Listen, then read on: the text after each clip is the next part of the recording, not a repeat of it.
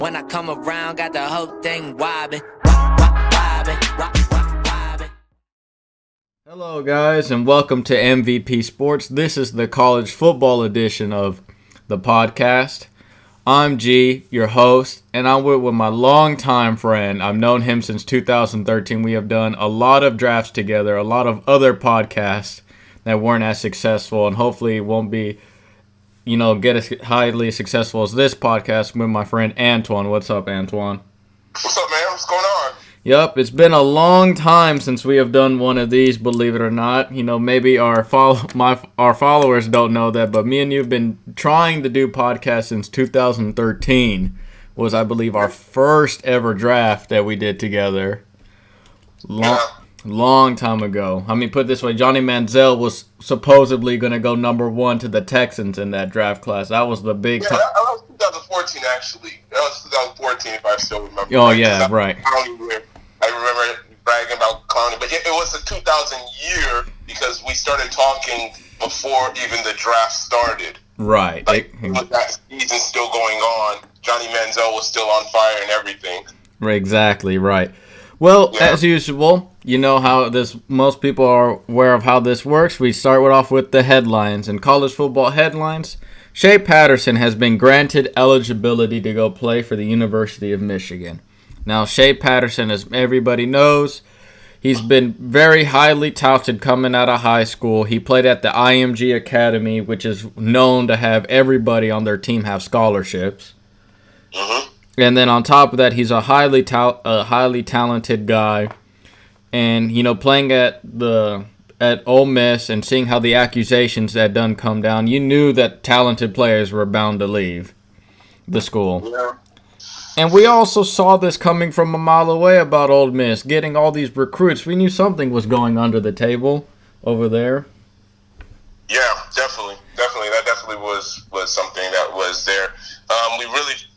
We really knew what was going on once there was always speculations and things of that nature that something was going on, but every college football there's always speculations of something going on, and it wasn't really revealed to the public openly until I believe Lermy Tunsil's video popped out about him taking money and all of that type of stuff, and him, getting paid, and then it also led into believing that other players were getting paid and allegations, and eventually Hugh Freeze was fired, and they allowed the transfers to leave without having to pay the consequences of serving a year ban of college football. Something we have seen before, especially with Penn State, if those with the whole Jerry Sandusky, and then certain players were able to leave, like the running back was able to go to Silas Red. Yeah.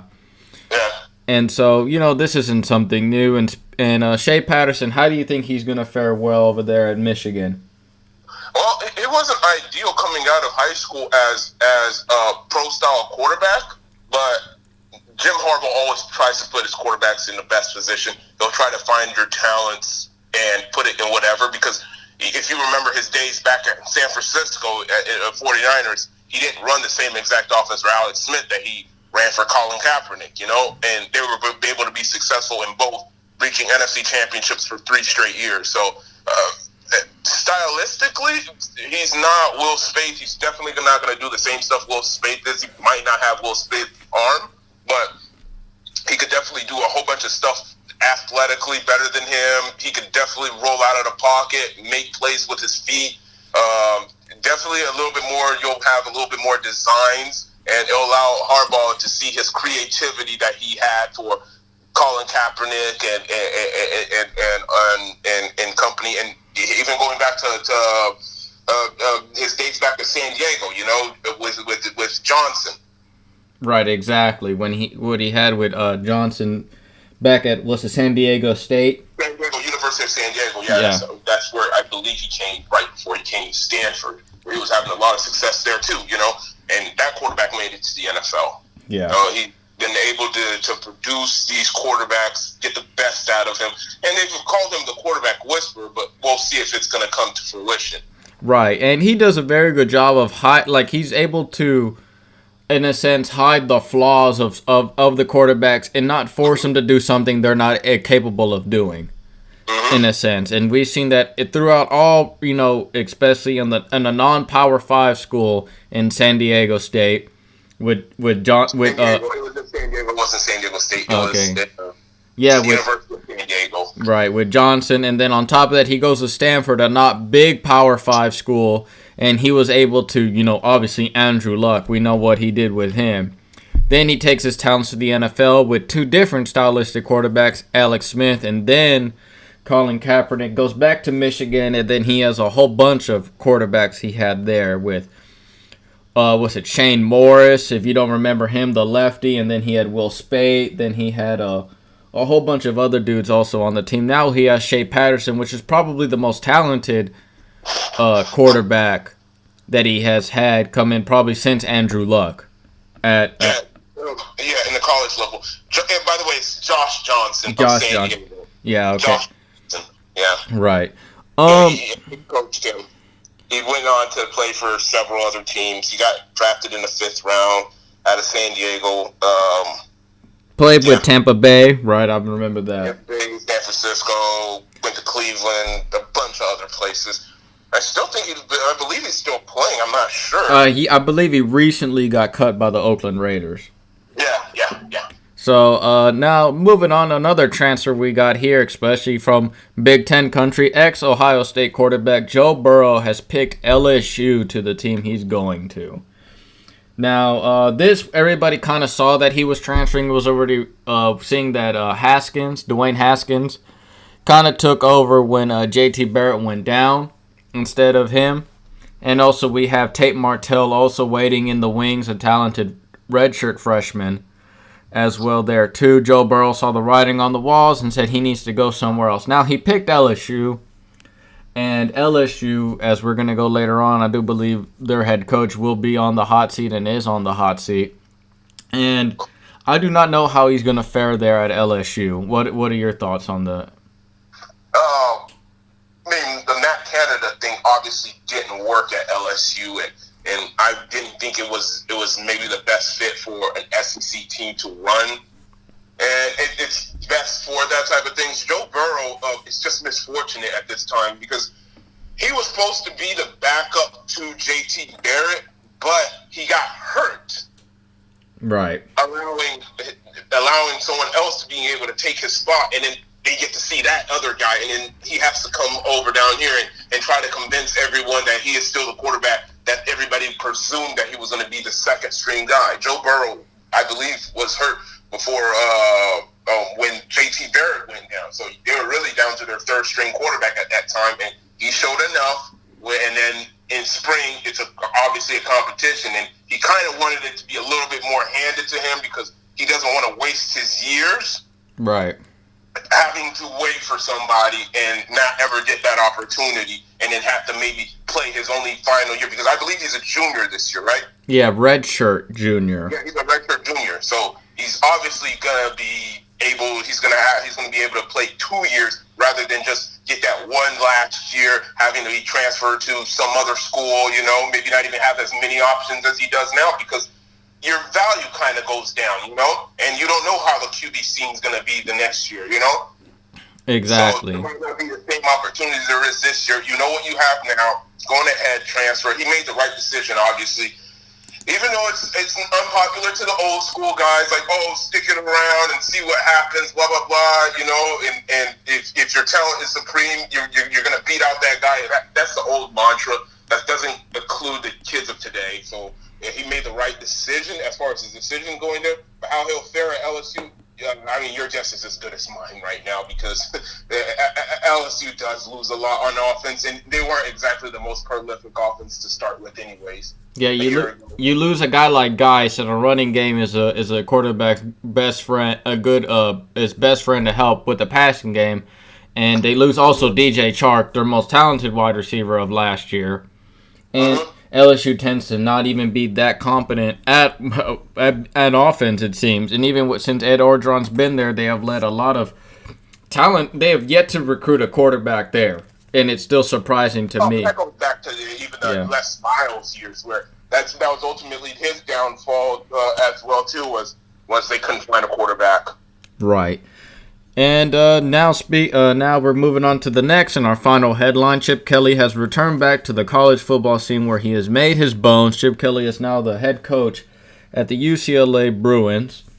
How do you think he's going to fare this second time around in the Pac-12 after his stints in the NFL? I mean, he could use his NFL learning as far as that, but as far as this year being able to come in the first year and try to run that type of stuff, like when he first came to the University of Oregon, the spread up tempo thing was still new to the college scene. Like it was a shell shock to the system to face Oregon. That's what I always talked about. That's why Oregon always had always gave teams that they hadn't faced Oregon yet a hard time, because it's almost a shell shock to your system facing a team that's running up tempo, 4 wide receivers, misdirections, and they're doing it all in warp speed, not giving your defensive coordinator any time to make his play call. So you have to stick in your base defense, and that means the quarterback knows what's happening every single time. So it's almost like running a practice. Practice becomes a game. It's basketball on grass. Yeah. And that made it really difficult for a lot of these defensive coordinators. But they started figuring out how to rotate guys in between first downs and substitutions. Now it's no longer a shell shock in the system. So we're going to have to see how much of an adjustment Chip Kelly was able to make, going from the NFL into this, because he cannot be the same exact Chip Kelly that he was at Oregon and expect UCLA to be succeeding. It's not going to work. Right, and then everybody runs some sort of type of spread, especially in the Pac-12. Almost every team runs a spread offense except maybe Stanford. Yeah. And so it's not like any teams are going to be unfamiliar with the concept or knowing how to defend it either. Mm-hmm. So it's no longer shell shock in the system. And plus they have the new rules, right? The new rules that help you if you make an offensive substitution, a defensive substitution is allowed to be made. Mm-hmm. So the rules have been in place. It is nothing new. I mean, him and Oklahoma relatively were the ones who kind of ran it a bit. The whole look to the side. There were other teams that were doing it at like Oregon. I believe Art Briles was even doing it back when he was doing it too. But it was like almost like a culture shock for a lot of us Pac-12 teams over down there in the Pac-12, because most of the teams back then were running the pro-style type of system, Yeah, West Coast. With 2 tight ends, and we would run the football, and occasionally on third downs we'd run NFL pass concepts, Right. where Chip Kelly completely blew it out of the roof, and we really didn't see what we were seeing right there, and we would have wide open lanes, and coordinators were just not ready for it. Right, exactly. And I also feel relatively the same way about Chip Kelly. The first year, I mean, he may catch certain teams off guard, let the lower teams in the Pac-12, maybe like a Cal or an Oregon State, but I do believe the other teams are just as talented, if not more talented, to be able to keep up with that certain type of offense. And also, it's still yet to be shown if he has his quarterback that he wants to, utilize on the team, because that's one of his big things. But he's also made certain quarterbacks something out of nothing with Jeremiah Masoli. I believe Darren Thomas. Mm-hmm. Yeah, and stuff like that. But, that is one thing I do say about Chip Kelly. He's able to find these lesser-known guys out of nowhere. Well, that's a talented guy. Yeah. Darren Thomas, I believe, wasn't he like a 4-star? He was a 4-star recruit out of Texas, but God like Marcus Mariota being blessed with him. Well, yeah, he was fortunate to find him, but yeah, that's why I always say, man, don't keep your recruiting area to just being from the big states or the big cities. You sometimes gotta go out a branch, go to Hawaii a couple of times a year, go out to Wyoming. Always do that from time to time. A lot of these college coaches don't do that enough. And these guys get overlooked and end up in places where they clearly probably didn't belong at. Right, exactly. With the level of their talent. Yeah. He benefited from that. Oh, yeah, of course. And then that is true, because there is some sort of a bias when, if you're high school player, you come from the state of Texas, you tend to be ranked much higher than your positional player from a guy from Kentucky, a guy from Hawaii, a guy from even Oregon, and it's true. Like, Texas players tend to get rated much higher than sometimes their talent should be, And that's really all we have for the headlines. Remember, guys, to leave a like, comment, and subscribe to the channel. Please hit the notification button. You will know when we upload a new podcast or certain videos and segments. And please tweet us at MVP Podcast on Twitter and leave a comment if there are any other topics that you like us to go over. We'd be more than happy to answer those questions. There's nothing right now. Yeah. Yeah. Then I thought you were asking me. Oh, no, I was just asking the general public. Oh, okay. Yeah, and then on our next segment, we have the top 10 quarterbacks entering the 2018 college football season. And we'll start off from worst to first, 10 to 1. And I would like you to give me your first 10 through 6 guys you have.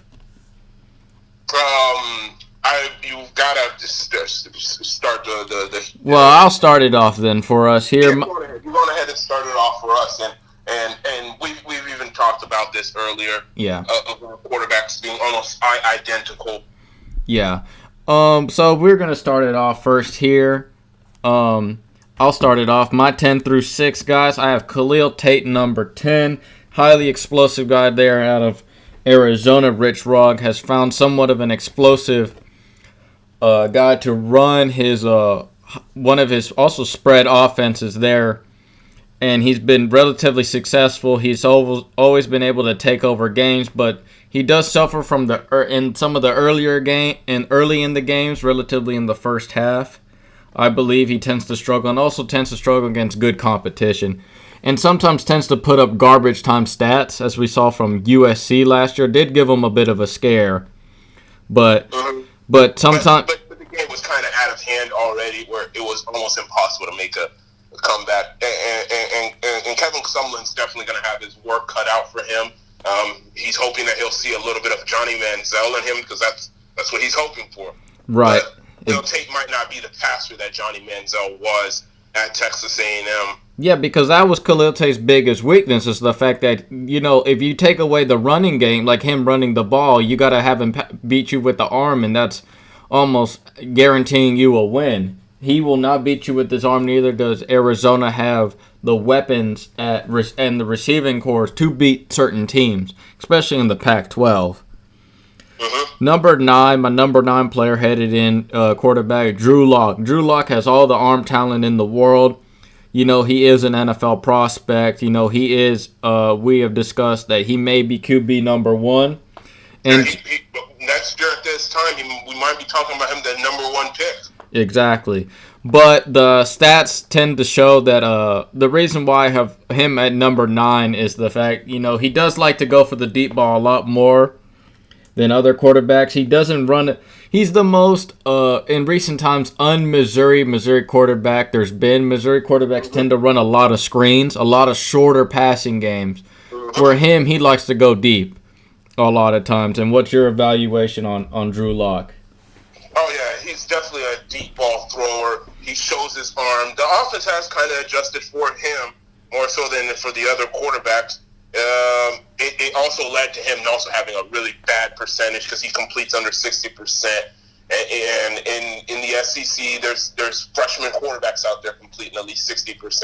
And this is an offense that you should be able to get 60%, but they've kind of adjusted it towards him more so. And he's not a high completion percentage guy, and that's fine with me in the long term.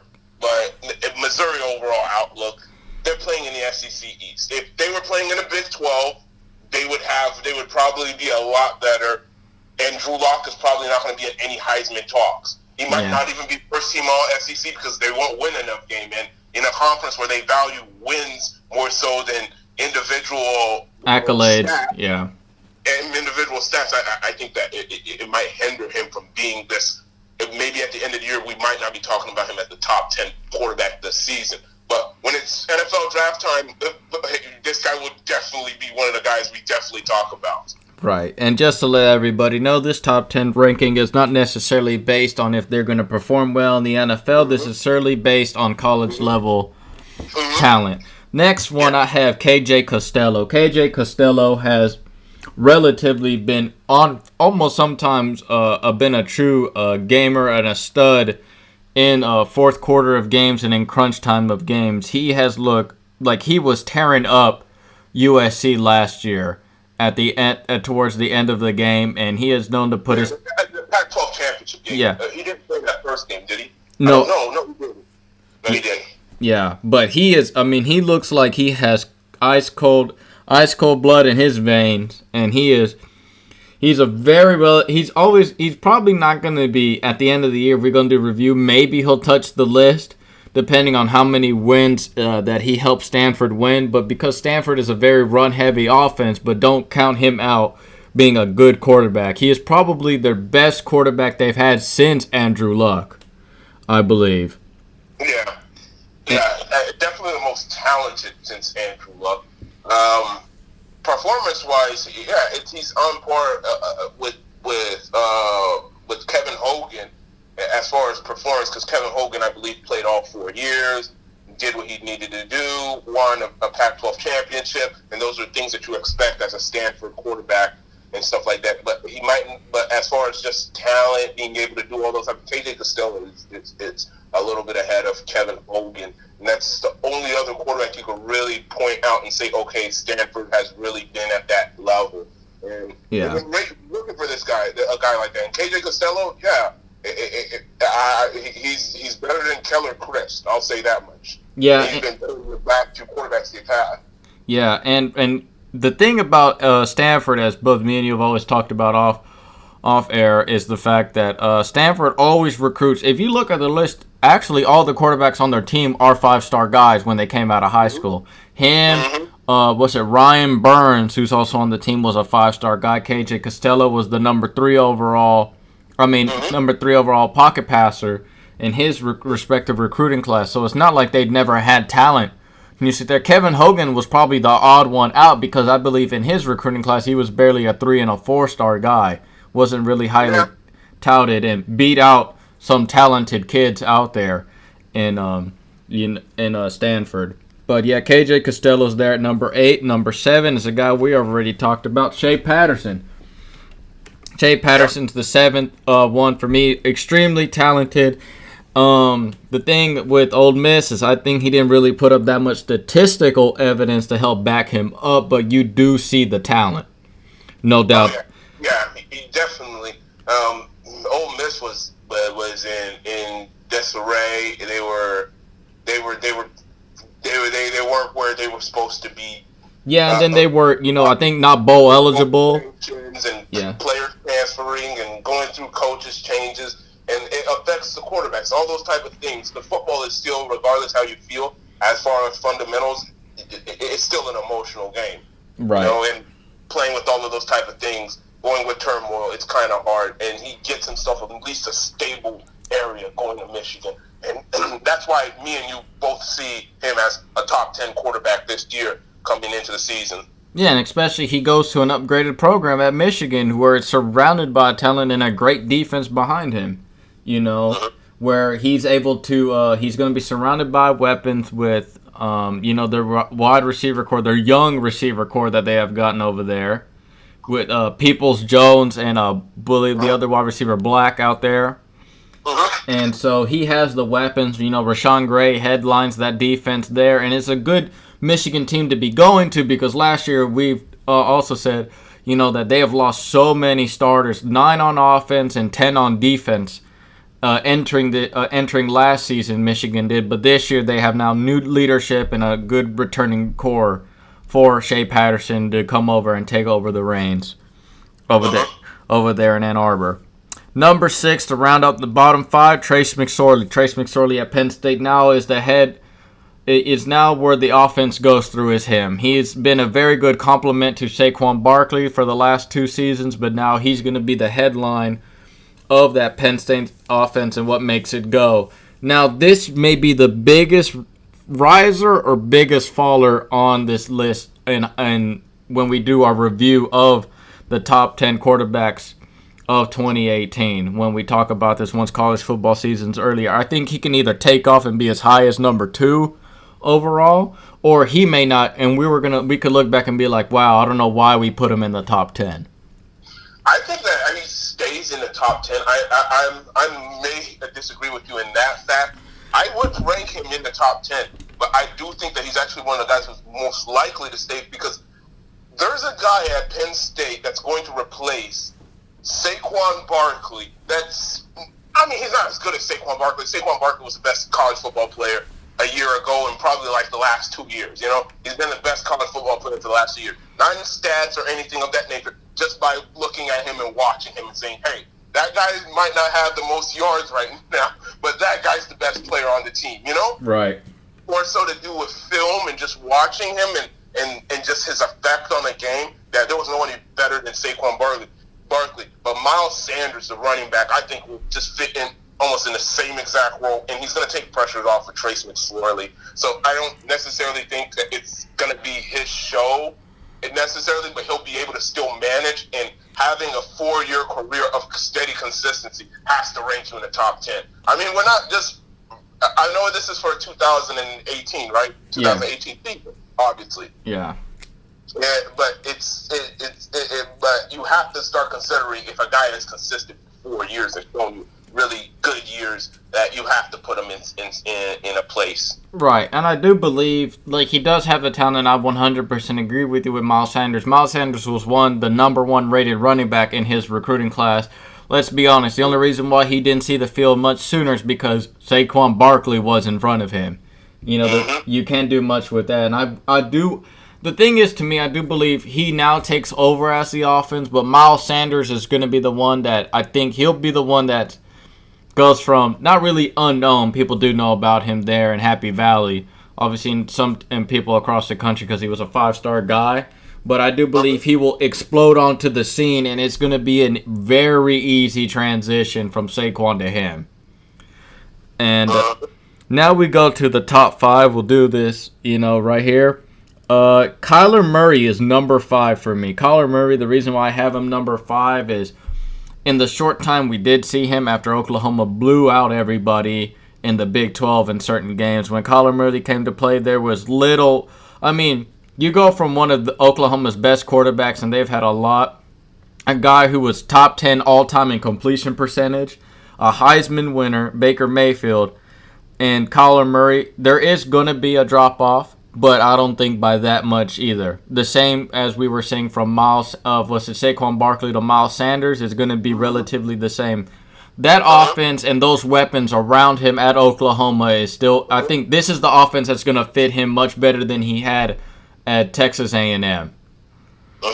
What do you... I totally agree with you 100%.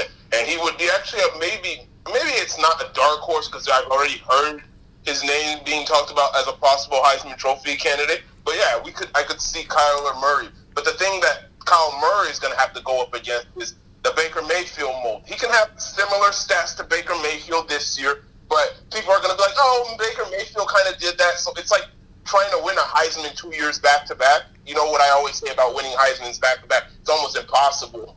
Exactly. Everybody has such high expectation. They'll look at his numbers and be like, oh, it's similar to Baker Mayfield. And he'll throw an interception in this game, and then they'll criticize him for costing them the game or blah, blah, blah. Those are the things that he's going up against. He's going to have that stigma of Baker Mayfield all year long, having a fight behind it, being his guy in the shadow. Because when he came in and started a year ago against West Virginia, that was like my first taste of Kyler Murray in meaningful snaps. Right. Against West Virginia when Baker Mayfield was suspended. He came in there, first thing, bam, bam, bam, 3 plays, and they were in the end zone, Right. And you really saw the talent that Kyler Murray can do in the offense, because he even adds a more of a dimension than Baker Mayfield. Baker Mayfield was an okay runner, but Murray, he can take it to the house. Oh, yeah, Kyler Murray is an explosive runner. He's much faster. Yeah. He's a better ball carrier and ball handler. Mm-hmm. Now, obviously, Baker Mayfield could run. There was nothing. It's not like he couldn't. He's just much better. He's essentially a running back when he has the ball as well. Mm-hmm. And where he beat Baker Mayfield Mayfield in that department. That's the only thing that he probably can overshadow Baker Mayfield is that fact that he actually can take the ball and take the ball to the distance any given time. Right. As seen.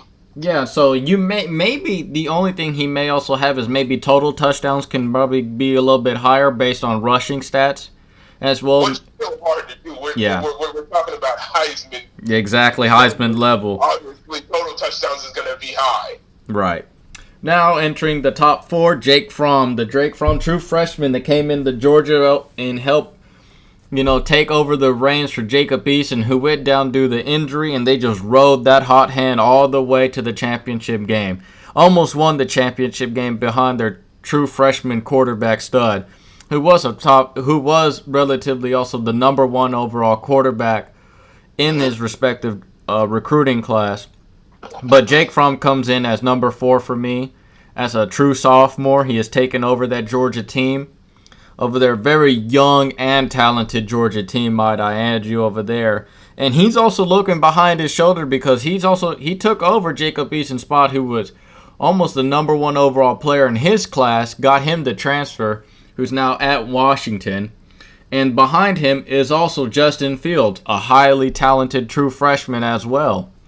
But Jake Fromm, if he stays healthy, I also believe that he's going to be one of the top premier quarterbacks in this season. Yeah, and the thing I really saw when I was watching Georgia a year ago and watching a lot of tape of the wide receivers and the offensive line, and I started seeing more trust in Georgia with him.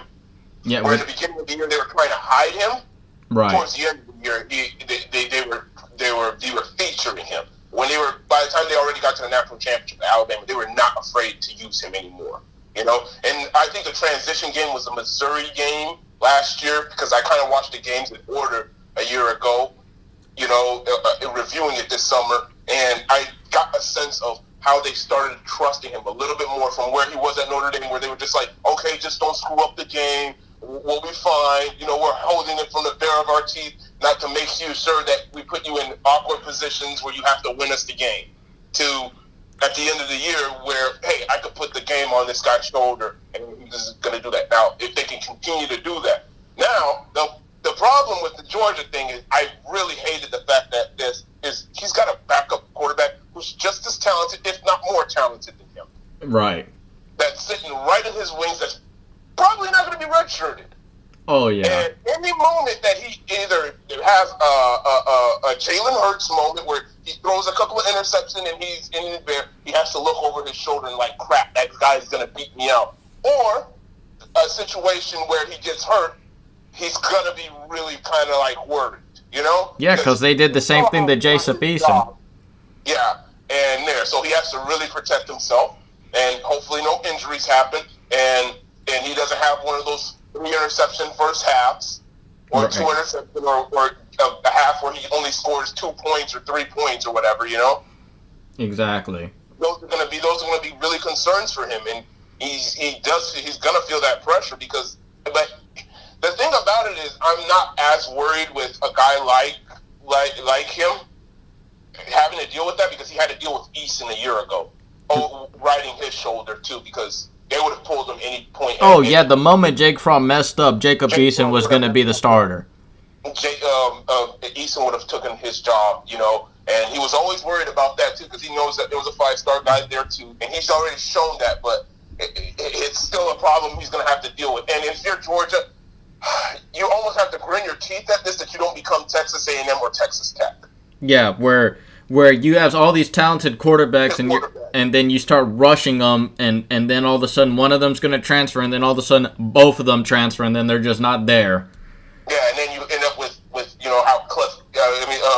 how Davis Webb and Baker Mayfield and all these other guys left the program, and you're kind of with Patrick Mahomes now and this and that. You don't want that. Texas Tech luckily had 3 of them that were able to be successful.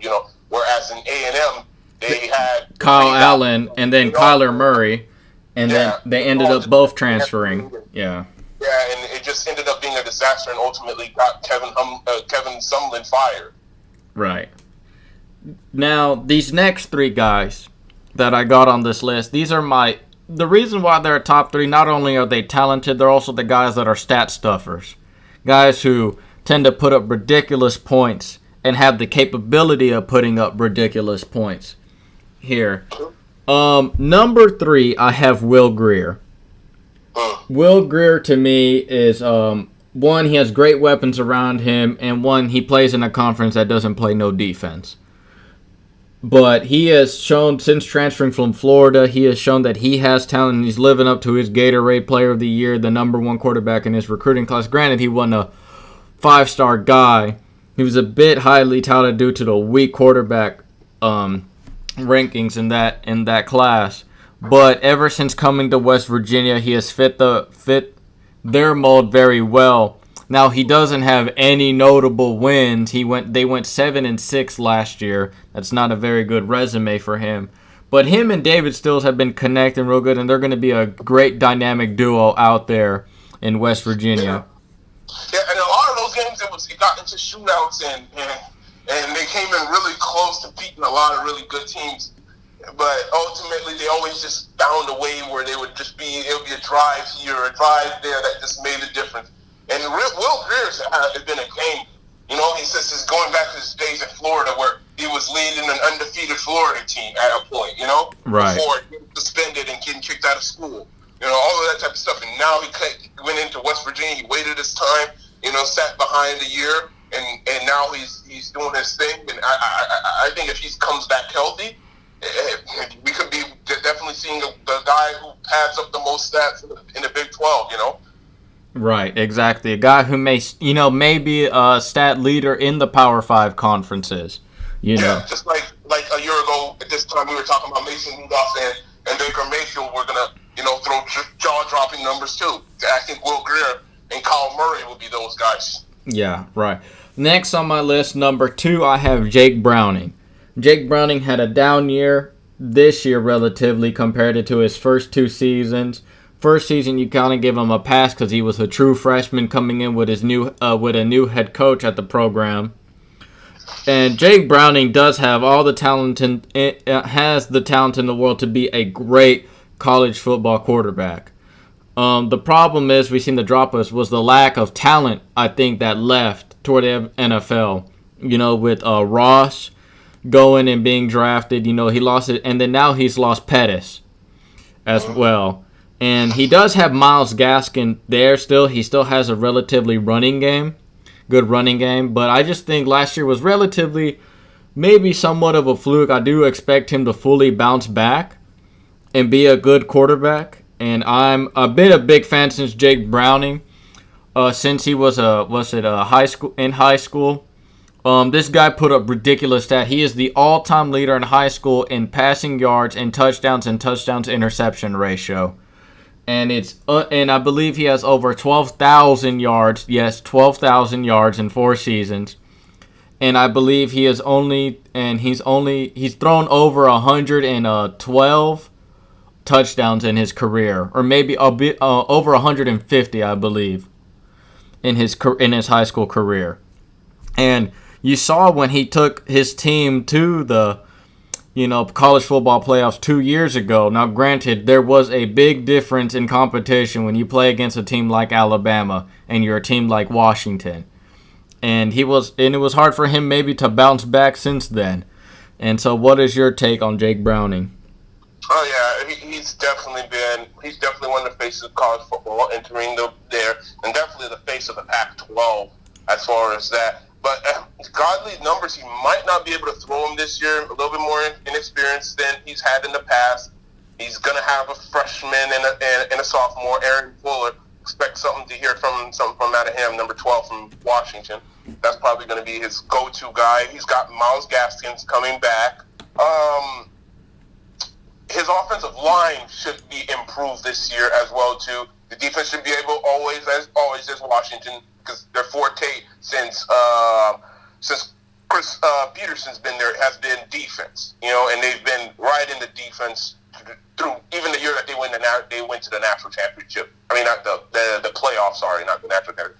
The playoffs. The year they made it to the playoffs, they were riding it through their defense, and I think that it's going to be still the same thing with a bunch of leaders over down there and a lot of talent on that defensive side. Last year, he didn't have as many weapons. It was kind of Dante Pettis or bust, and they built their team around the running game. This year will be a little bit more balanced, but their running game should be even more explosive this year, especially getting back a top-tier offensive tackle like Trey Adams and Caleb McRae and all these type of guys. It should help out this year. I do think Jake Browning is going to be a Heisman candidate. He should be a Heisman candidate going into the season. Right, and if you look, and I'm looking at his raw statistics right now, 2017, did he get hurt? Because on here, no, I don't think so. Here, his completion percentage was actually the best in his career, 68.8%. His best touchdown to not best touchdown to interception ratio. He had a career low in interceptions with only 5, and career low in sacks with only 15. And so, but only 18 touchdowns, though, coming from a 43-9 season, he only threw 18-5, 18 touchdowns, 5 interceptions. Yeah, that has a lot to do with John Ross leaving.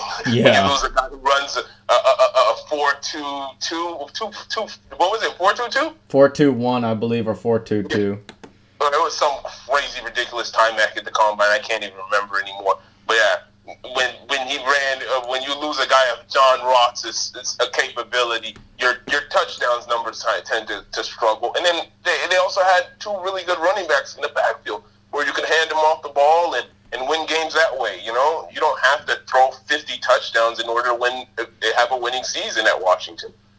Right, and if you want to know his raw game numbers that he had at his career numbers as in high school, this is ridiculous, folks. I'm telling you, it's like he had over 16,000 yards.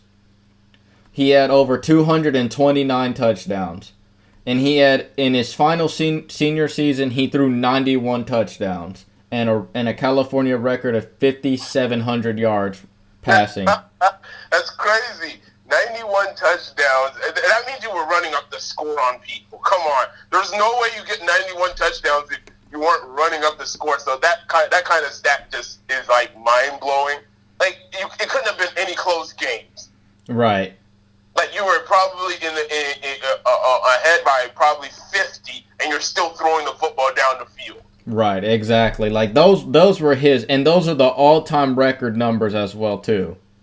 Mm-hmm. So, and I believe he never threw less than 69% as well. So not only was he running up the score, he had great numbers all around. I mean, like, literally the best high school quarterback passing-wise. 229 career touchdowns in just 3 years is something. No, in 4. It was in all 4 years. So the only quarterback, the record was held by Matty Mock, who had 219. Jeez. And so he beat that by 10, but 91 touchdowns in one season, though. That's insane. Yeah, that's ridiculous. And then finally, we go to my number 1 quarterback entering this in, Jarrett Stidham. Jarrett Stidham, to me, was a highly touted guy, went to Baylor. The accusations came down about over 50 players were accused of sexual misconduct and rape allegations out there. Jarrett Stidham was granted a transfer, but though he did have to he went and played at a junior college. He didn't go and play football at all. He just worked out at a high school, at a local high school. For the time being, he didn't go through the junior college process. He just went to a school that didn't have a football program and just focused on academics alone, and was like pretty much like being a scout team quarterback for a local high school, and that kind of ordeal. Right, but immensely talented guy. He is a dual threat quarterback, but he's learned as the years gone on. He has learned to be better with his arm. There at Auburn has won one of the better offensive minds out there with their head coach there, and this is probably their second most talented quarterback they have ever had since Cam Newton. Yeah, this is probably their best quarterback since Cam has left. There hasn't been a better quarterback. I mean, Jawan Johnson, I one day predicted that this guy will win a championship and win a Heisman. totally botched that. Yeah. This guy is a lot better, and I saw it from the spring game. I didn't even see that from Johnson even in the spring game. And a couple of years ago when he was first walking into the scene, I was like, oh, goodness, this guy really can play, you know? And you got kind of that sense that he's going to be able to play in this level. And you even got that sense even going back to his days in Baylor where he got his first 3 starts before getting injured. And you could tell that this guy definitely has an arm talent, has a mobility to play in there, definitely tough, what you look for, thick-skinned, and he can handle the ups and downs of college football. Now, his problem is going to be at Auburn is making those comebacks. That was ultimately Auburn's downfall, is if anybody ever got ahead by them by a couple of scores, they would fold. And it's not just him, it's the whole team. But Jarrett Stidham has to be responsible for that as well, too. And that's probably going to be the thing that he's going to have to overcome again this year. Right, exactly. Johnson, that's not easy either. He lost Kerryon Johnson, which was the focal point of the team. Right. And Jarrett Stidham, you look at his career numbers at Baylor with the 3 games that he was there, he threw for 1,200 yards, 12 touchdowns, and only 2 interceptions. At Auburn, he did increase his yards. He went to 2,800, almost 3,000 yards, but his touchdowns didn't improve much, only by 5. Only did 17 touchdowns. But the thing about it is, it's not that he didn't play better or anything of that nature. It's, Big 12, I'm sorry to say for you Big 12 fans out there, there's not a lot of defense going on. And I think that they kind of know that. Big 12 fans kind of know that there's not a bunch of defense going on out there. Their scores are kind of high. You know, they have players there, here and there, and each team has 1 or 2 guys who could probably play in the next level. But like, it's not the SEC here. The SEC has the most defensive players that's going to play in the next level, the most talent around there, and it's Auburn, obviously. They're a run-first team, whereas opposed to Baylor, where we're going to shoot and fire, you know, for our touchdowns. What were those 3 games that he faced against anyways?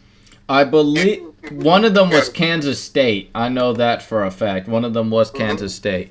Probably the best most consistent defensive team. Not the best one, the most consistent defensive team out of the Big 12. Yeah. The other ones? I can't name you them off the bat, statistically. I could quickly look it up real quick. In 2015, his games were... Kansas State, Oklahoma. And... Oklahoma State. Oklahoma State. Yeah. Yes. And he played some against Kansas. Mm-hmm. And that was it. And the Kansas State game, 23 for 33, 419 yards, and 3 touchdowns.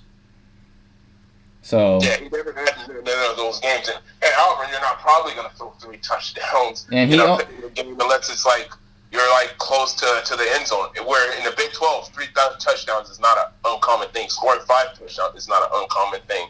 You know, where at Auburn it is. I mean, the stats get kind of skewed, but I thought he played much better at Auburn than he has even at Baylor did. He did play better than at Baylor. Right. And so that's it for our top 10 quarterbacks entering to the 2018 season. They go as listed: Khalil Tate at 10, Drew Lock, KJ Costello, Shea Patterson, Trace McSorley, rounding up the bottom 5, 6 through 10. Top 5, Kyler Murray, Jake Fromm, Will Greer, Jake Browning, and then finally Jarrett Stidham is our best quarterback entering the season, entering the 2018 college football season. Now remember, guys, every time me and Antoine get together, we will do a new positional group, maybe not offensive linemen, but new... We'll take that for the NFL draft time. Exactly. Offensive linemen and stuff like that, maybe another time. Right. But, as far as college football, who's the top-ranked offensive lineman, it doesn't really matter. We'll just give the awards, you know? Exactly. And the Maxwell and Outland, you know, that's the only ones that matter, you know, and all of those ones. Exactly. And so each and every week when we get together, we will talk about a new position group and the top 10 heading into the season. And then once the season's over with, we will review our previews of it, and then we'll go over the end of season who are the top 10 quarterbacks of the 2018 season. Now we move on to our next topic. We got coaches on the hot seat. And there are some coaches on here that their seats are getting hot, cold, warming up. And right now, my first coach that comes to mind when we're talking about coaches on the hot seat, we got Ed Orgeron at LSU. Now, Ed Orgeron had stints at Ole Miss, ultimately failed there, went to USC, became an interim head coach, won a lot of meaningful games there, ultimately wasn't the guy there that hired, Steve Sarkisian? Steve Sarkisian then got fired, and Clay Helton replaced him. Ed Orgeron is now at LSU, and I believe he's putting together the most highest paid staff because I believe the old Washington defensive coordinator is there, and he is the highest paid defensive coordinator in all of college football, I believe. I cannot tell you his name off the bat. But, yeah, Ed Orgeron has seemingly not been able to recruit as well. He has not been able to really been able to get the production on the field as well. And I just believe that this may be Ed Orgeron's last season. Yeah, if he can't get something turned around, because Les Miles, let's keep it real, he got fired because he couldn't get past Alabama. Right. And it doesn't look like Ed Orgeron is getting any closer to that either. And if not getting farther and farther away from that. Yeah, and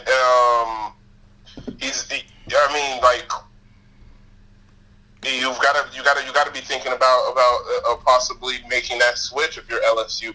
If there's a bigger names out there possibly that you can snag out of there. I mean, like, they might have missed out on the Jimbo Fisher thing, and also missed out on the current UT head coach that's there. And, they missed out on a lot of guys, and they're like, well, I guess we're stuck with Ed Orgeron, it seems like. But, I mean, if you look at the notable games, obviously the upset they had was against Auburn. But there's these games, they've lost to, they're playing BYU and Chattanooga. They're supposed to handily beat them. They lose to Mississippi State 37-7. They barely beat Syracuse by 9 points and then lose to Troy by 3 the next week. They are getting handed, they are, not winning games, and they're one of the most weirdly inconsistent teams here. David Aranda. Yeah. Aranda. He used to coach at Wisconsin when Wisconsin had the number 1 ranked defense. Right. Yeah. Yeah, that was their guy. But yeah, and I just think Ed Orgeron, has just not been able to put it together. And I don't know about this season. We're eventually going to talk on the SEC for their preview, but I don't think you're looking at them maybe at best or the third team in the SEC West. Just based, because at best too, because obviously Auburn and Alabama are going to be Alabama 1, Auburn 2. And then Ed Orgeron's fighting for third, and you just fired Les Miles because he couldn't beat LSU or Auburn. Auburn or Alabama on whatever season each one of them decided to go to the national championship. I mean, these are Les Miles type of range that he's kind of pulled off. 9-4 sounds like a Les Miles type of year. Right. Finishing third in the SEC West. Sounds kind of like those last 2 years of my Les Miles. Yeah. So I think the reason why LSU fans are mad is because you just fired a guy who did all this. Doing the same thing, essentially. Yeah, and if not, probably recruiting better than you are too. So it's like you moved laterally or a little bit more down. Yeah, we'll see how his recruits turn out, because up to now, the guys who have gone to the NFL and all those are obviously Les Miles guys. Right. We'll see what he does with his own class, because sometimes it's not about how highly you recruit people. You don't have to get all the 5 stars in the world, but if you can develop that guy 5-star to be a future NFL first-round pick, or a future NFL player or All-American or whatever you're trying to get out of him, if you can develop that player to being a really good player in college football, you won the battle more so than just winning the recruiting class there, because the recruiting class isn't really settled and graded until those guys graduate. Right.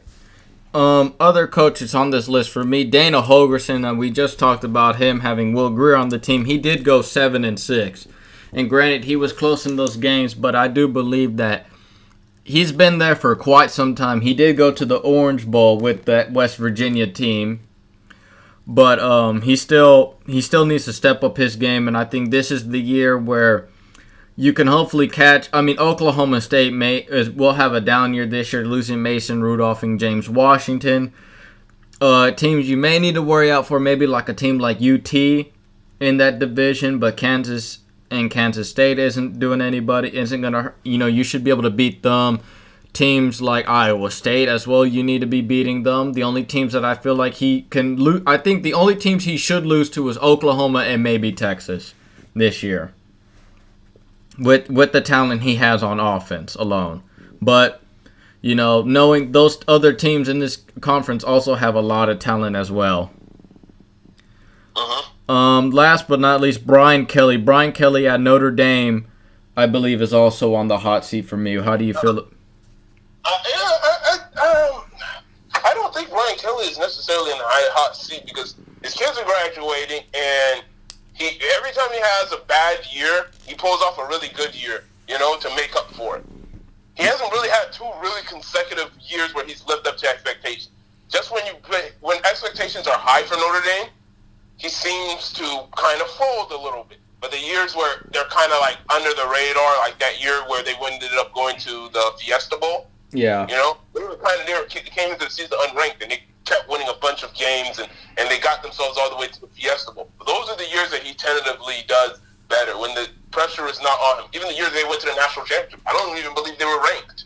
The year that they faced Alabama in the national championship, they weren't ranked. Those are the years that Brian Kelly seems to succeed, where he's successful. He finds a way to save his job. So coming off of a last year of the amount of wins that they had and all of those things, the accolades they were able to do and beat LSU at the end of the year, yeah, Notre Dame's on the way up. I don't necessarily, this is maybe the one I disagree with you as far as coaches in the hot seat. I really don't see him too much on the hot seat. Now, if he goes like only 3 wins or 4 wins like he's done in the past, maybe we are talking about the hot seat. But if he has a 6-6 season, they'll give him a pass, because they know he'll probably redeem him with another year, because the kids are graduating and they're winning games relatively here and there, Right. It doesn't have the same standard that it did back in the 90s and the 80s. Exactly. Now that goes. I wanted to add one more coach myself. Go ahead. A coach that we talked about last year probably being fired. I'm gonna go with Cliff Kingsbury. Oh yeah. Yes. I thought he was done for too a year ago, and he managed to beat Texas and kept his job. Right. So your goal at Texas Tech is only to beat weak and what do you call it, transition year Texas team. Yeah. Then you have no expectations. That's another one of the guys I was going to throw out there as well too. I would agree with you. I thought it was a perfect marriage when he went to Texas Tech. He fit their mold. He's gotten prize recruits, but let me tell you this: he's one of the few that let Baker Mayfield go. And he thought that Patrick Mahomes. Davis Webb and all these other guys too, but it's not like he didn't find a quarterback out of the 3 of them. Oh yeah. Honestly, I know Baker Mayfield went number 1 overall draft pick, but if I had my choice as a quarterback, I'm taking Patrick Mahomes over all 3 of those guys too. I'm sorry. If I had to redo it, I'm taking Patrick Mahomes out of all 3. Yeah. And the thing is, I think he's more suited. I don't think he's ready to be a head coach. I think he's very much more suited as a offensive coordinator or a quarterback, the quarterback positional coach, because that's one thing I know for sure that he has. I mean, you see the talent that he's acquired, and it's Texas Tech. You know how hard it is to get recruits to go to Lubbock, let alone... It's obviously a hard place to recruit and all of those type of things, and there's a limitation that that he's going to have. And I think that even if he was to get fired, he'll get another chance later on. Oh, 100%. I think young enough where they'll probably get another shot, and somebody will like, we want a coach with coaching experience that might catch the eye of recruits as well too down the line, who has coaching experience, and they'll go back and look at Cliff Kingsbury. He'll get another shot, and then he'll always have that excuse that this is Texas Tech. This isn't exactly, this isn't exactly Alabama. This isn't exactly Michigan, There's only a limitation on what you can do at Texas Tech from a year-to-year scan base. Right. Funny enough, he has had 4 quarterbacks that he has had under his wing that he has coached at one point have been drafted in the NFL. 3 of which have been first-round picks. I mean, the first one, Johnny Manziel. Then Davis Wade has been picked up by the Giants. Then there is Patrick Mahomes with Kansas City, and now Baker Mayfield. So it's not like he hasn't, I think the Johnny Manziel one probably the one his biggest influence on, and same with Patrick Mahomes. More so, those are the ones that he has coached. He developed them, and Lincoln Riley runs a lot of stuff that Cliff Kingsbury runs too. So it's like you tutored him, and now he's going to another place, and now he's destroying you with the stuff he learned from you. Yeah. So Baker Mayfield got that from him too, and so did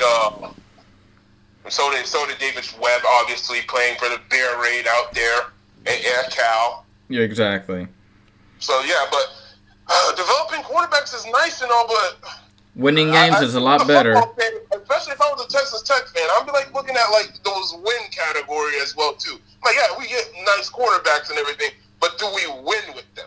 Is our goal to get guys to the NFL, or is our goals to win the game? Because as a college football fan, I can care less if my team has 0 NFL draft picks if I have a national championship, or I win the Big 12 championship, or, get wins. I'd rather take wins over individual successes. Of course. As a college football fan. Right, exactly. Yep, and so that goes about it for the coaches on the hot seat. Now we move on to our next and final segment, the ACC preview. Now, each and every time, just kind of like the quarterback thing, we preview each and every Power 5 conference schools. I will go over usually the record I will tell the record. Antoine will go the review of the record, seeing if he necessarily agrees with that. I've looked over the schedules, and I can determine based on new players and all that stuff what my prediction early on is for that. Then we go over the best players in the ACC, the Heisman hopefuls within the conference, and impact freshmen that you guys are going to know about during the season, So here we go, ACC preview. They have two subdivisions, the Atlantic and the Coastal. We'll go over the Atlantic first because this one's relatively the easiest. Listen, Clemson has to go 12-0 this year.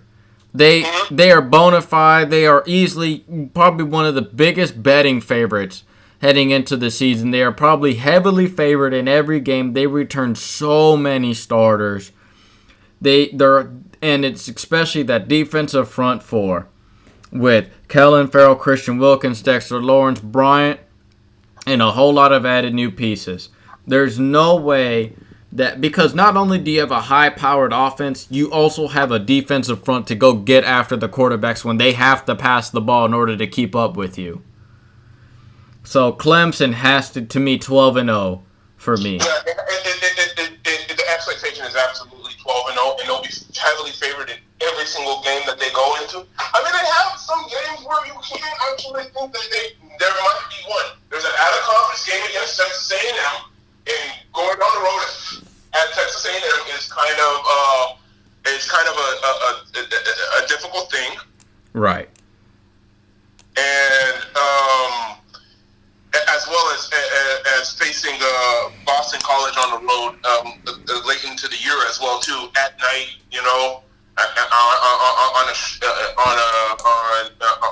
on national television late at night in November. Those games always kind of always worry you as well too. Those are maybe the 2 games I could see possible slip ups, but they should win every single game. Right. And favored by every single game and pretty much be blowing out almost everybody out of the water. Right. Now, granted, you may question whether about their receiving core and all that stuff, but they have a guy named T. Higgins that I feel like is going to explode onto the scene. And Dabo Swinney tends to always have, he's had he had DeAndre Hopkins, and then he went to Sammy Watkins and Martavis Bryant. There's always been guys that he's came in and exploded into that offense when they're the number one receiver. They've had a bunch of really good number one wide receiver, and then you can't forget the slot guy, man. Like people always forget about Frank Renfro, man. Renfro, like that guy always finds spaces and holes in the defense, and when things get shifty, for whether it was Kelly Bryant last year or Sean Watson the year before, they kind of always went to that guy, and they have a weapon. They have the speed at running back. They have the offensive line, Mitch Hyatt, and all of those type of guys. They've got all this talent where they've built and accumulated over the years, and now they're living up to expectations. Because people are acting like Clemson is new to getting great recruits. They've always had good recruits. They've always been able to recruit. Now, finding someone who can develop those recruits, they haven't been able to do. And Dabo's hired a good staff, a really good staff. A well-handled staff, a staff that can really handle his team, and he's, coaching the coaches. He's doing exactly what Nick Saban does over down there as far as coaching those coaches to be really good coaches, to make sure that he's developing this guy the way he wants him. He has a set of eyes, watching each and every one of the coaches, and handling all the positions, and those guys are getting developed in ways that in the past that Clemson players weren't getting developed, Right. They've always been able to recruit five-star recruits all day long, and those five-star recruits don't do nothing but get them to 9 wins and 8 wins. And Clemson fans are like, oh, man, we're never going to see another national championship since 1981. And it's kind of changing. The narrative has changed around them. Yep. Where they have become a consistent playoff team. Other teams in the Atlantic Division, I think Clemson's going to run away with it. Other teams, LSU and Florida State, both have an 8-4. Louisville. I'm sorry, Louisville at 8-4. Florida State at 8-4. Louisville, Bobby Petrino's an offensive genius out there. He's able to work with whatever. He's had Teddy Bridgewater, Lamar Jackson, and it's hard to believe that they have another quarterback there, Jawan Pass, who was highly rated than both of them combined in the recruiting rankings, and is now finally getting his time to shine in that Louisville offense. Florida State is going through a transitional year. They do bring in a new coach, I believe, Willie Taggart, who came from Oregon. And after 1 year. Yeah, and they have an extremely talented and promising defensive back group there. Now, the problem is offensively, they do have Cam Akers, and the question mark at quarterback is going to be with Blackman there. But it's still going to be a rough year, but I still think they're a bit too talented to have another down season again. The Coastal Division, I think it's only 2 teams in the running. Miami's going to go 11-1. There, Miami does riding on the success of last year in their turnover chain. And they do add some good pieces out there in Miami. And my other team is Virginia Tech at 9-3. Josh Jackson, the quarterback, the redshirt freshman for Virginia Tech, is going to be one of the hot names of the ACC this year. And he was going to come in and play relatively last year and got redshirted due to, I believe, an injury. And now he's going to come in and he's going to be one of the big focal points of that Virginia Tech offense. How do you feel about about Miami for the Coastal Division? I believe 11-1. The Miami going 11-1. Yeah, they should be. It should absolutely. They should definitely be the favorites to win almost all their games until that ACC championship game. But Miami's probably going to have is led by Rich Rodriguez. I mean, not Rich Rodriguez, but Mark Richt. Yeah, Mark Richt always seems to have that one letdown game, even going back to Georgia. Yeah. but it doesn't play the level that they're supposed to. A year ago, we saw it against Pitt. But sometimes you'll have multiple of them, but he always is almost guaranteed to have one letdown game. Even the year that he lost only one game at Georgia and won the SEC. He still had that one game. That's the thing that's always prevented him from being in that national championship over his years. So, yeah, I think that it's safe to say that Miami's going to lose at least a game before the ACC championship. Yeah, the games that I had in question, and I determined one loss, the games I have in question that are Florida State, Boston College, and Georgia Tech. I believe there's going to be a loss between those three teams. No, not Florida State, Boston College, Georgia Tech, or Virginia Tech. Now, they do open the season against LSU, but we already discussed how we felt about Ed Orgeron and that LSU team. I think Miami is a bit more more consistent and talented. Not necessarily just talented. I just think that they're playing better football right now. Right. And that LSU is, and they're just a better coach team as well, too, because Mark has really put himself a really great staff together. Exactly. And that's about it for the... Virginia Tech could sneak up on them, right? Yeah, Virginia Tech also as well, too, at 9-3. Miami, like I said, at 11-1. But there's 4 games in question for me that I had to coin flip with at this point of the season. You know, they could lose to Virginia Tech. They could lose to a Georgia Tech. Because Georgia Tech going against triple option, you'll never face that only once a year when you're in the ACC, and that's Georgia Tech. No. And it's a very different team to go up against, you know, and it's not a very fun team at all to play against. So that's my and Miami, and it's like if Mark Richt, like you said, if he plays against team and certain injuries happen, I think Virginia Tech could jump them in the coast, and Virginia Tech could be placing Clemson, but ultimately, both me and you have Clemson winning the ACC and being the lone representative of the ACC to be in the playoff for. Yeah, I agree with you in that department. That's the only team I could really like coming into the season that I see. I mean, there's always surprise teams and all that kind of stuff, but the only team I really see that has a real heavy chance in this conference really to make it and represent it is going to be Clemson for the third straight year. Right. And best players in the ACC. Now, the best players in the ACC, we have the whole Clemson front four. Kellen Farrell, Christian Wilkins, Dexter Lawrence, and Bryant. I mean, what more can you say about them that already hasn't said? You know, there's 3 guys that are bona fide almost first-round picks. Yeah. But for the most part from the media. Yeah. From the media. But I don't necessarily see it that way. And some of the guys I've talked to in the past that really study the draft don't necessarily see that either. But that's for the draft's sake. For college football, a lot of times how they rank players is based on a lot of time what their reputation is. And Clemson is going to have this reputation of dominant defense, and they rightfully so because they are really dominant up front. Because when you have 4 guys that can play at the next level, that are going to play at the next level, right? That are going to play at the next level, and probably be selected really high. When you have that kind of thing, it's kind of hard to ignore that. It's actually even a better defensive line than what North Carolina State put together. You know, the year before, yeah. On paper, North Carolina State, I thought they were just freaking monstrous. And even Ohio State a year ago, you know, everybody talks about their defensive line. It's not at the level of Clemson's this year. Right.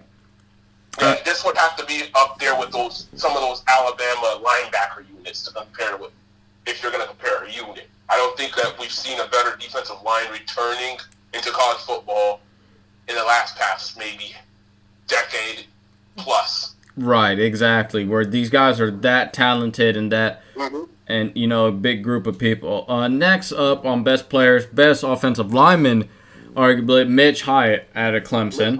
Of course, this guy has literally faced almost every person that walks through that NFL door. Like every game I turn on for Mitch Hyatt, there's an NFL guy he had to face.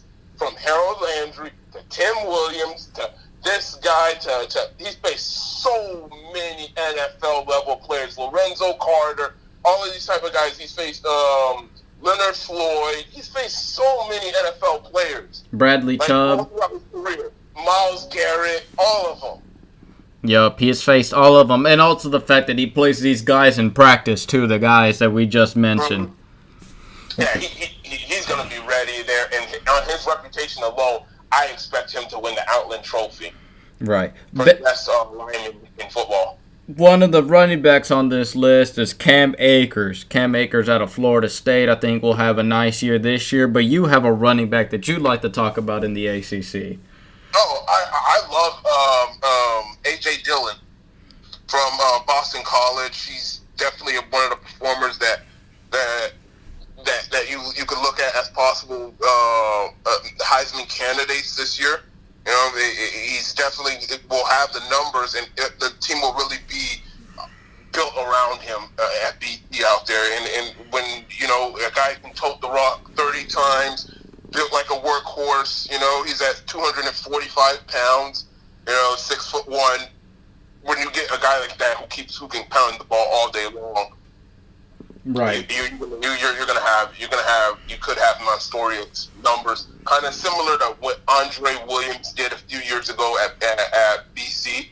And if he has a big game against maybe Clemson, you know, we might be actually talking about him being a Heisman candidate. And I think that he might actually be the best running back in the conference over Cam Akers. Right. Some of the better defensive backs here: Levante Taylor and Stanford Samuels III out of Florida State. Florida State is always known to get highly touted and talented guys at the defensive back position, and these are just the next long line of generational defensive backs they have there. And both of them highly touted out of high school. Both have lived up, and they've been buried in the depth chart, to be quite honest. Levante Taylor got playing time since he was a true freshman, because his talent alone, you couldn't put him on the bench. Jawan Pass is one of my highly prolific quarterbacks in here that I talked about, taking the reins next. Obviously, there's going to be a drop-off from a guy like Lamar Jackson and even Teddy Bridgewater, but I think Jawan Pass is probably the happy medium between the two. Teddy Bridgewater was a good passer more than he was a runner, and obviously we saw the explosiveness, and not discredit any of the arm talent also that Lamar Jackson had, but Jawan Pass is a very capable runner and thrower of the football. He will do very well in that offense. And obviously T. Higgins, a guy that I fully expect him to explode onto the scene, being a 1,000-yard receiver and probably being the best receiver in the ACC. Yeah, it's going to be interesting between him. I have a battle with him and Armon Richards from Miami as well, too. A big, explosive, talented guy coming off of an injury and a really let-down year where it's just kept having problems with injuries over and over, and then I expected him to have a really big year, considering David Njoku, who was a first-round pick, was gone, and it was supposed to be his team, and he was coming off of this amazing freshman year. His sophomore year, he kind of blanketed out. Had to deal with a lot of injuries, had to deal with a lot of growing up, because he didn't have to face that for some odd reason his freshman year. The coaches weren't on him as hard as they were his sophomore year. It just seemed like he just went into pouting mode. It led to drops. It led to him also not playing as best as he possibly could. He'll be back next year, and I expect him to do what Sammy Watkins did. You know, Sammy Watkins came in like a gangbuster, had a slump during his sophomore year, and then came back his junior year and dominated. And then he was one of the best wide receivers in all of college football. I think that could be the same thing with him. Right. And now we go, finally, the last part of the ACC preview. We do impact freshmen. Some new faces that you may see on campus that may perform and you may see on the field. Now I have a couple players on this list. I have Xavier Thomas, the number 3 overall player, number one overall defensive end. Xavier Thomas, edge for Clemson. Also another guy, KJ Henry, an edge rusher also for Clemson. And Jackson Carman, an offensive lineman, preferably tackle, also at Clemson. The two edge rushers, to me, Me and Antoine have always said this about edge rushers. They're the least likely to get redshirted based on depth and the fact that rushing the passer, you could never have too many of those guys. And if you are talented, they will see the field. Now, granted, you may ask, how can they go against those other 4 guys in front of them? Well, if Clemson's blowing out people like they should be, somebody has to come in and be in the backups, and there's more likely so you're going to see these 2 names out there on the field. You got a guy from Miami. This is a guy all Miami fans know about. Here's his son, Al Blades Jr. He's going to be playing out there at the U. Other names you need to look out for: Jaron Williams, a pro-style quarterback, ranked number 77 overall in the top 100 off 24/7 Sports. He's a guy that's actually looking to beat out and be the starting quarterback there in Miami and beat out Malik Rozier. Is it Malik Rozier? Malik Rozier. Yeah. And who struggled, I believe, at the end of the season last year for Miami. And now Malik Rozier also isn't a Mark Richt guy also. So this is Mark Richt has finally supposedly said this is one of the quarterbacks that he wanted to recruit and come after. So be on the lookout for him. My class to look out for. Now, granted, they may start a lot of true freshmen, or this class may have the biggest impact to team success in future years. But I'm going to call my shot now is NC State. NC State got a whole bunch of quality guys, not top premier guys, not top 5-star guys, but look at guys like a Peyton Wilson, a linebacker, positional ranked number 4 overall, nationally ranked 79th overall, running back Ricky Pearson. He's going to look a nice big back at 6'2", 202 pounds. Other guys on there, defensive tackle Aleem McNeil, cornerback Tayon Palmer, and their quarterback, who I believe you were going to know about him in the future, a guy named Devin Leary. Devin Leary, I've heard about him too. Yeah. From New Jersey? Yeah, from New Jersey. Yeah, I've heard of him. Yeah, of course, definitely. That's definitely one of the guys that in this class that it looks intriguing, and the Wolfpack have really put themselves in position. And that's what can happen when you start putting guys to the next level. Those kids start getting interested in the fact that hey man, this guy's developing us the right way and getting us to that hump, and you can really testify to that. And it works in every sport, every level. Right, and they're hitting in very well. They're recruiting very well in the state of North Carolina, where they're at. That hotbed, man, and it's definitely one of the places. And also getting a lot of guys. I mean, they have 3 guys here from the state of New Jersey alone. They got Georgia guys here and some Florida and Virginia guys, and even one California kid. So they are going out of their reach, as we said earlier on the podcast, extending the reach of your search in recruiting. There's no state too small or too big to go get a guy out of. And can I ask you a question though? Yeah, go ahead. Do you think Trevor Lawrence plays this year? This has been the hottest question there's been all year about Clemson due to the. Right, because I think that Clemson was winning in spite of Kelly Bryant. Unpopular to consensus, I do think that quarterbacks have to be able to throw somewhat in the college level. Right. A consistent championship level quarterback, and I didn't think that Kelly Bryant wasn't a good enough thrower. He can get away because Clemson's so ultimately talented, and they're going to run first, and he can run himself too.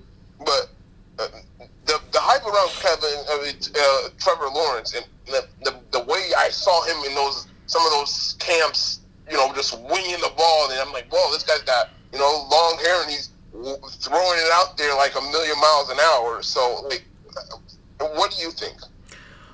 Personally, I mean, you got to look at it the same situation as Georgia of last year, but at the same time, this is completely different. Where Georgia, it's like, obviously, don't put them in until Kelly Bryant gets hurt or messes up. And it's not even and to me, my thought would be messing up as in the sense you can still win the game, but if your offense isn't clicking like Clemson should be, you have to really consider putting in Lawrence. And the thing about it is, where Bryant is the starter just based on success and the fact that he's been there longer. I don't know about success. Yeah. But yeah, definitely being there longer and waiting his But turn. if you're talking about talent alone, and we're talking about, he's a way better thrower, way better talented, and I think the thing about it is Bryant wasn't highly touted and he isn't highly regarded. It's just the fact that they won a lot of games with him. That's essentially why he's still the starter. Mm-hmm. But you're looking at a guy like Trevor Lawrence. To me, if it was me, I think he should have been day one starter. I would have done it because I think, and because ultimately, if he messes up, I mean, like if he's really the thing that's costing you a game, go to Kelly Bryant, And you also have another guy on the team, Hunter Johnson, as well too, who was a 5-star guy as well too on the team. But I would go with Trevor Lawrence. I think Trevor Lawrence fits this offense almost perfectly, and he is. I would start him there at Clemson. I think they would be more successful in the passing aspect of the game. And he is also sneaky athletically fast, too, as well. But arm talent alone, I think he should be the starter. How would you have handled it? I'm not 100% sure because you obviously study the quarterbacks and whether you're going to play. But based on what I've seen from Kelly Bryant and what everybody else is telling me about Trevor Lawrence, I'm thinking that, hey, maybe like you get that first game, you play Kelly Bryant obviously as a starter the first game, and in that second half, I keep my starters in because they're facing Boardman, I believe. Yeah. And then I keep my starters in for a couple of snaps, and then I decide before week 2 who is going to be my starter. I almost use that as a preseason game, right, for who's going to be my starting quarterback.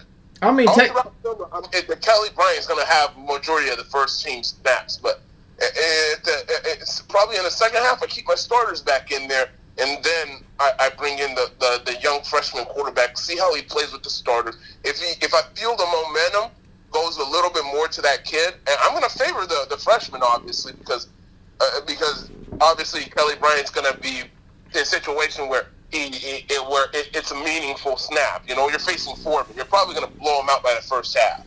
Yeah, and they do technically. And then I'll make that switch. That's what I would do. If the switch is needed to be, because if he sees that he's a little bit not ready for the game or he's struggling and all of those type of things, then maybe it's not time for Trevor Lawrence yet. Because we don't want to blow the whole season where all these seniors came back to win a national championship. And you did it just to start your. And then you start your freshman and he's not ready, and you lose game 2 at Texas A&M because the stage was too big for him.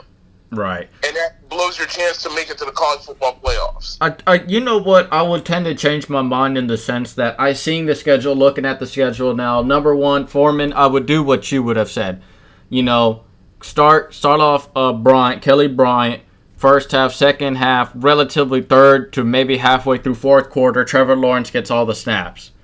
And, but obviously the blow at that point, Yeah. You don't want to seem like an asshole who's still throwing the ball.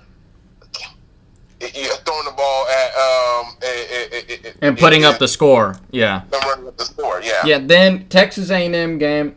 This would be the telling point to me. I'm starting Bryant at Texas A&M, and depending how this game goes, tells me what I'm doing moving forward. Because it's going to be at Kyle Field away from home, and you got a well-coached team now. Now, granted, this is going to be the time you want to take on an Texas A&M team because this isn't really all of Jimbo Fisher's recruits, and this is his first year getting used to it, playing at Kyle Field and all these guys. Depending on how that team goes, if Kelly Bryant sucks, they still win. Or if Kelly Bryant sucks, regardless of the result, they play Georgia Southern next. That's when you do the switch. That's when you say, all right, you either make Trevor Lawrence number one, he plays all the meaningful snaps in that game, and you see how it is. Like, you finally see him take first team, and it's not a blowout. It's his offense, and then you take on the rest of the season with him there. Or if Kelly Bryant's there, hey, you keep him at quarterback. You know, if he played well enough to win you the game, or if he played to win you the game, you keep him in against Georgia Southern, and you do the same thing against Fulham. You keep Trevor Lawrence ready and warmed up just in case. You know, there's the last thing they should do is to either not give him any meaningful snaps until it's like the fourth quarter and all they're doing is running the ball. They should always keep him warmed up. They should always keep him in the ready, because the moment Kelly Bryant goes down or it's a bad injury, he is the one who has to come in. And he has to have his arm ready and warmed up and be familiar with the offense and the players. Well, yeah, he should be. That should be the situation. But for Kelly Bryant, that's kind of rough, though, in that type of a situation. Of course. Having to deal with that and, you know, ultimately getting beat out by Deshaun Watson. They were competing when they were both freshmen, too. So getting beat out by him for the second string spot, and then now getting beat out by another freshman, and things at Clemson just didn't work out the way that you expected. Yeah, but at the same time, step up your game and you wouldn't have to worry about that. I know. But obviously, getting beat out's no fun. Of course. That's the love about sports. It's all about competition. You're not good enough to play, you're not going to play. And maybe, like, it's a generational thing. Like, every kid feels like, hey, you know, like, they should get a participation trophy, you know? Yeah. It's obviously that as well, too. So, yeah. But, yeah, and then I guess we didn't touch on this. The only Heisman hopefuls we had was Kelly Bryant and A.J. Dillon. I think this ACC is probably the weakest Heisman hopeful. Like, out of the Power 5 group, I think this is the least likely one. I don't really see a real Heisman candidate outside of A.J. Dillon. Kelly Bryant, I won't give him that much credit. Yeah. I watched him on tape enough to see some of his physical tools. And borrowing, he makes some sort of adjustments as far as that.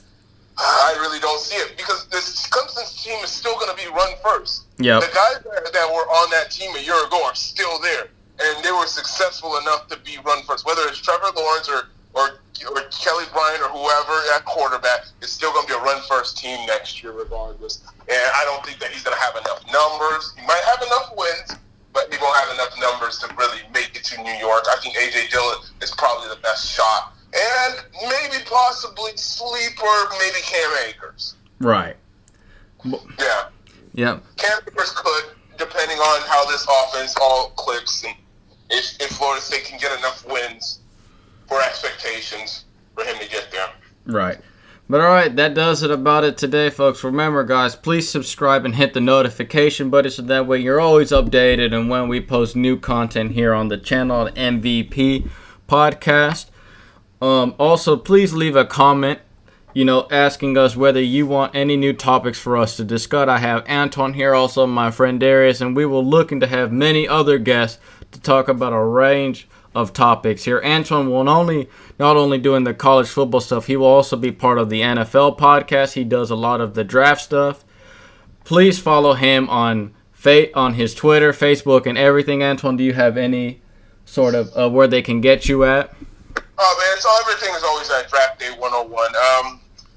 My Facebook, obviously, I do my own personal thing, but if you want to hit me up, just hit me up on Twitter, man. Draft Day 101. Right, and he does a very good in-depth look and analysis on draft prospects. He is always studying film. There is not a day Antoine is not looking at film. I can promise you that. But all right, man, this has been the MVP Podcast College Football Edition. We'll talk to you guys later.